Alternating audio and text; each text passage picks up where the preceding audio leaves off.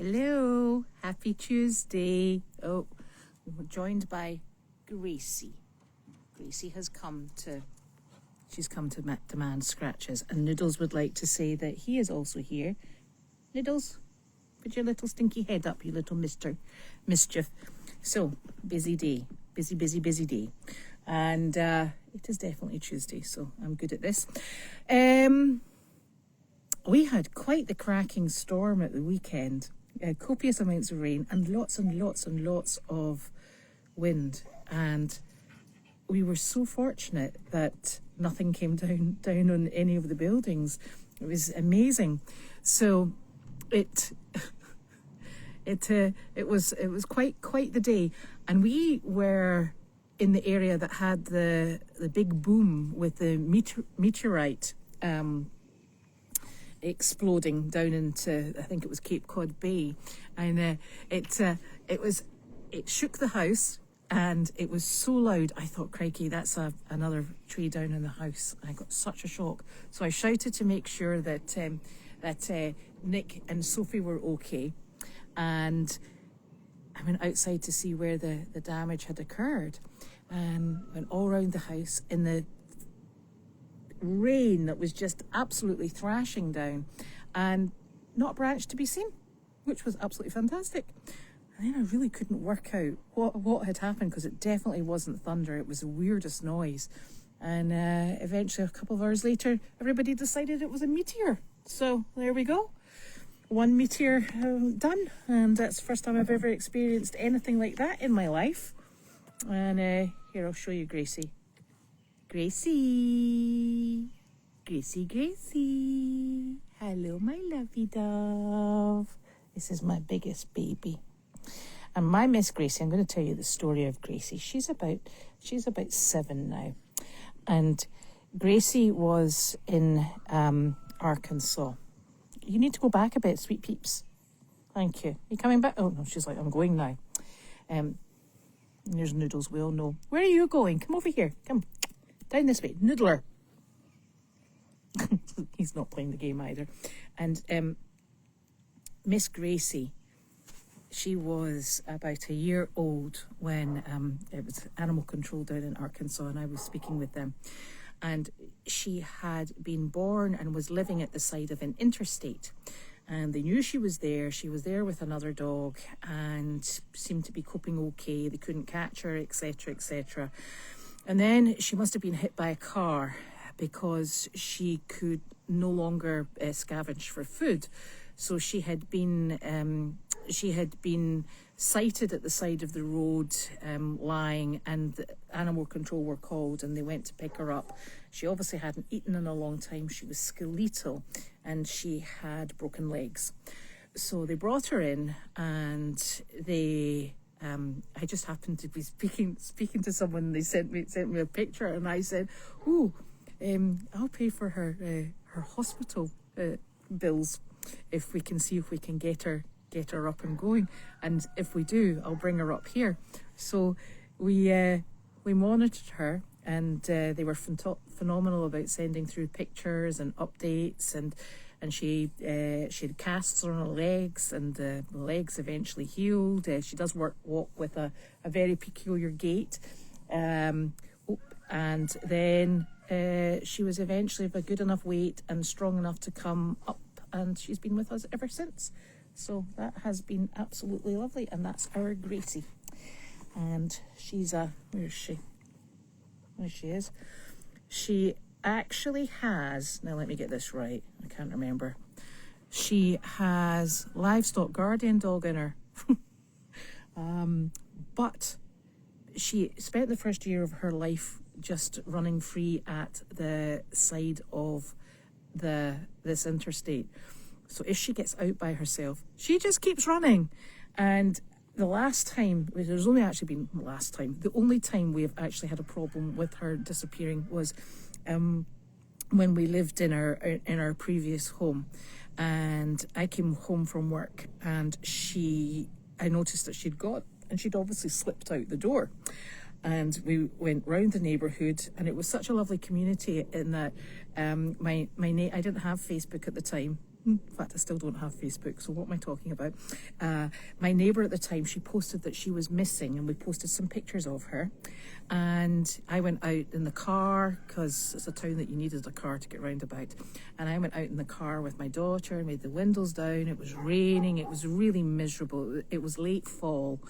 It was that rain that was just... It was like a smear of rain. It coated everything. It was horrible. It was cold, and we had the window down, and we were shouting, "Gracie, Gracie!" And then we passed a car, and they put their window down, and they said to us, "Just to let you know, there's a missing dog. Her name is Gracie. We're going around looking for her." I'd never met these people in my life, and they'd come out because of a Facebook post to go and look for our dog. So it was really, really lovely. So unfortunately, it got dark, and we still couldn't find her. Then we realised people were out with pickup trucks, and they had big lights on them, and they were going up and down the area where she'd last been spotted to see if they could find her. Everybody put down tools, cars, whatever, about 9 o'clock, and we were like, I have no idea where she is, and went to bed a bit despondent. My neighbour called me at 1:21 in the morning, and she said to me, "You need to go up the road." She said, "She has triggered a camera, and she is in somebody's front yard." I was like, "You're joking?" She's like, "No, it was whatever number on the road that we lived in." She was probably about 200 feet down the road, and just didn't know how to get home. So I went out in my pajamas. My daughter came in her pajamas, and the other comment that my neighbour had made was that, and this is 1:21 in the morning, was that they think it's Gracie, but they're not sure if it's a coyote. And I'm like, oh, great. So the front garden of this house sat in a dip. There was a rising mist, and my daughter and I looked at each other, and we said, there's no street lights in this town, by the way. And she said, "Do you want to go out, or do you want me to go out?" I said, "Well, I'll go out." I said, "The only problem is you can't drive, and we're right on the road here." She's like, "Right." She said, "So that means I'm going to have to go out." I'm like, "Well, if you don't mind."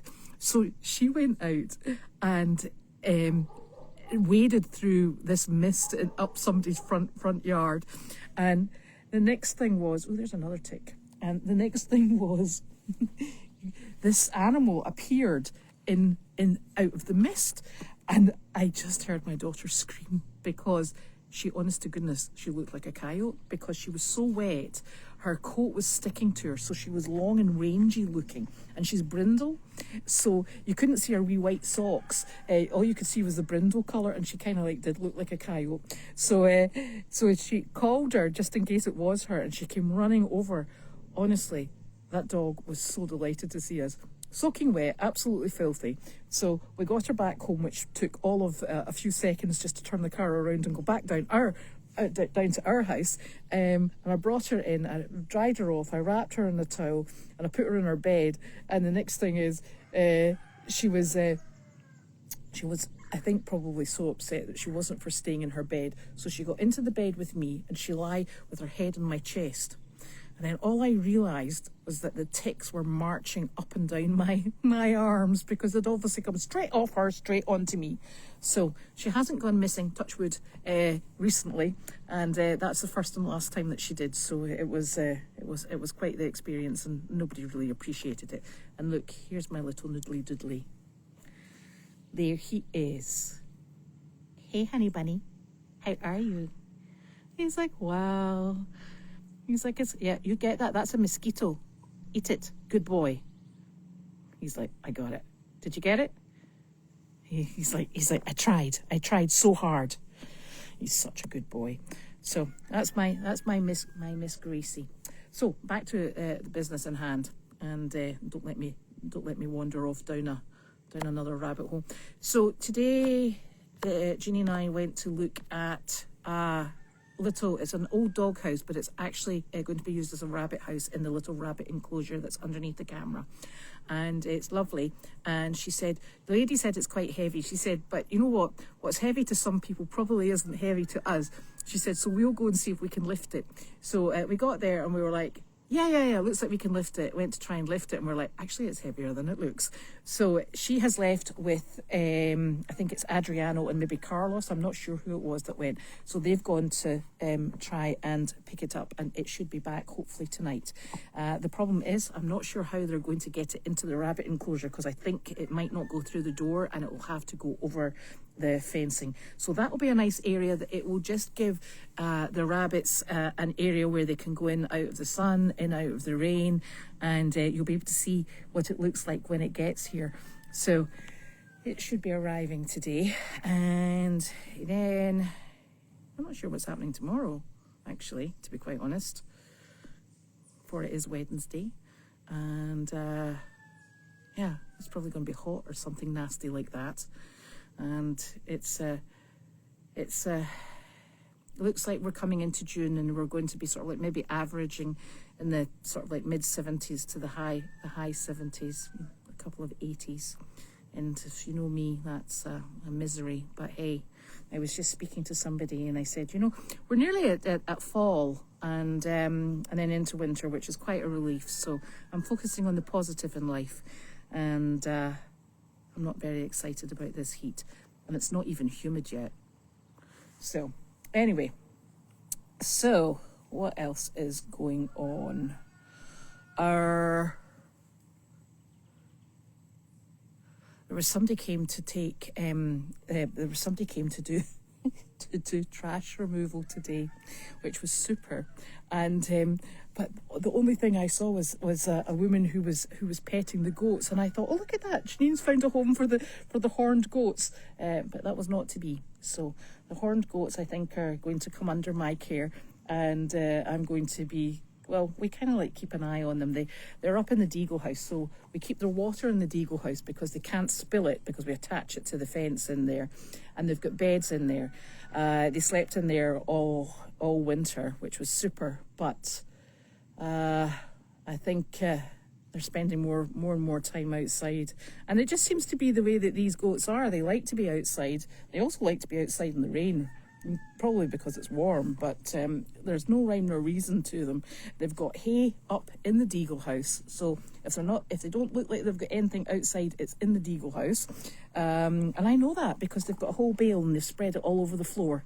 And they've also got hay outside, and I'm hoping to build sort of platforms for them to walk along, but I think Nick might have actually got rid of the big wide planks that I was hoping to use, because he says I'll never do it, and which is probably actually true, but they're all A-OK and just doing their thing.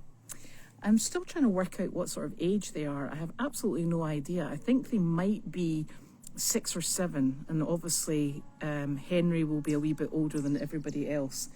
And it's a shame because, well, Henry is, the father of all of the goats. He's actually the goat that causes the most amount of trouble with the other 3. The other 3 goats are really lovely, but they don't get a look in at life because Henry is always giving them into trouble for something. He's a very overbearing father. And, oi! Oh, I hope that's not, it's the neighbour's dog. Right, enough. Noodles. Cause a war. So it's a shame because I actually think that the goats would be such a lovely trio if Henry wasn't constantly causing trouble. But we'll have to take what we've got and work with it. So that's what we're up to. Neighbours' poor wee dogs come out, and mine are like totally offended. Gracie! See, just sit here and go. Come on, Grace. Come on, darling. Oh, she's my big girl. She's like, I did it. We're safe. Are we safe now, darling? Yes, we are. So, big hairy dog. So I'll have to have a wee looky at the questions. Oh, and the chickens. I've got bantam chickens. They're in the house just now.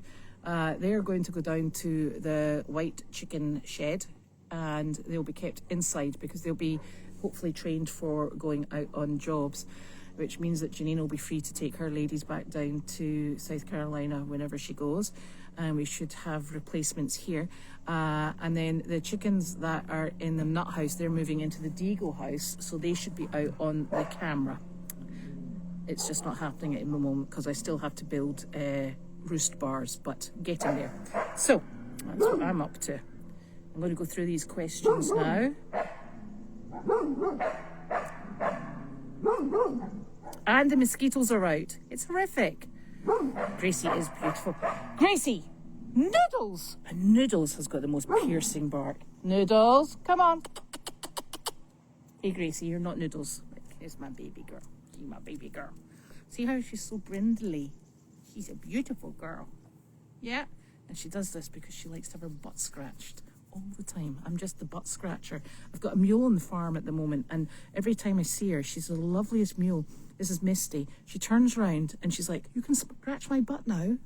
And I had a friend on the farm today. She came to see, she actually owns Hedwig, and she popped in. She was in Boston and popped in on her way back up to Maine to see him. And she said to me, oh, what's she doing? And I said, she wants you to scratch her butt. She's like, really? And I'm like, yes, that's what she's up to. Oh, tongue out Tuesday indeed. Everybody's panting. It's horrible.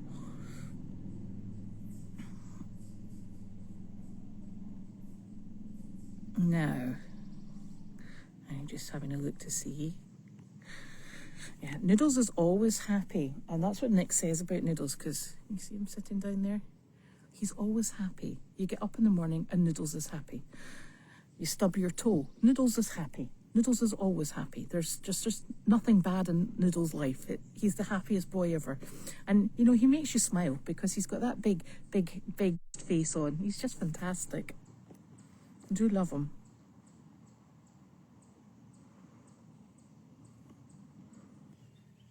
Oh, there we are. We're back. See that? What? You know what, Sunshine? You're a bit warm and you're panting on me with your big warm breath. It's like, bleh. It's better. Oh, here we're back again. Right. I better get through these quickly in case there's going to be a problem. Feels a bit thunderous, actually. I'm wondering if the weather's about to change.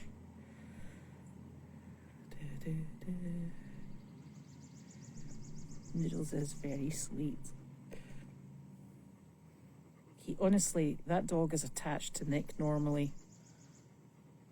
He gets so upset when Nick goes travelling with work. Oh, 65 on Sunday. That sounds nice.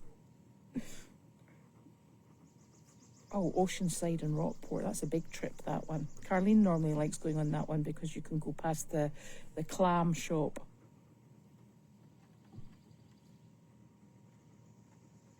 Nick is doing really well. He's just very busy with work. Well, that's a good thing. But he's just so busy doing that. It's keeping him out of trouble, I would suggest.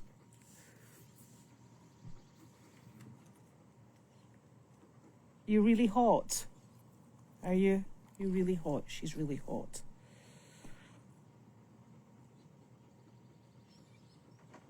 Oh, yes, I think we do still want plastic grocery bags. Thank you very much. That's perfect.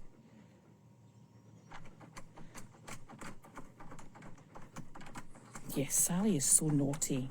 Honestly. And she's so heavy. You cannot move that girl without her stroller because, quite frankly, she's top heavy and she falls on her face. Here's my little stinker. Here's my little boy. Here he is. He's so sweet. Annie? Annie's not very happy because I've left her in the house. Oh, dear. Oh, let this shower out. Oh, yes, there's Gracie. Where is she? I can't see because... There. Grace, are you coming over, honey bun? No? You going to lie there? She's just going to lie there. Now... Maybe Facebook has rebooted itself and done something. One never can tell. There we are. I don't think there's any questions coming up. You're welcome, Chris.